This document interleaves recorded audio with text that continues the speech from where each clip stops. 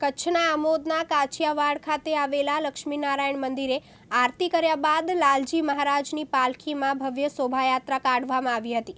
લાલજી મહારાજ નગરયાત્રાએ નીકળતા લોકોએ દર્શનનો લાભ લીધો હતો। બેન્ડના સુમધુર સૂર સાથે મોટી સંખ્યામાં કાછિયા પટેલ સમાજના યુવાનો, વડીલો, મહિલાઓ ભક્તિભાવ સાથે નગરયાત્રામાં જોડાયા હતા।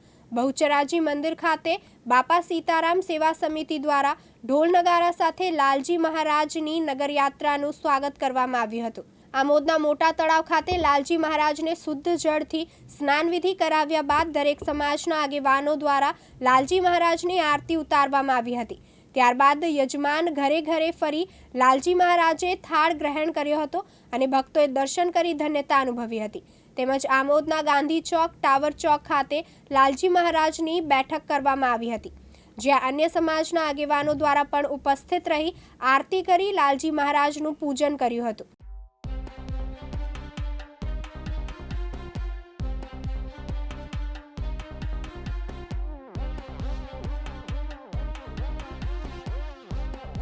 ભરત રાજપૂત સાથે જીતુ રાણા, દિવ્યાંગ ન્યૂઝ, આમોદ, ભરૂચ।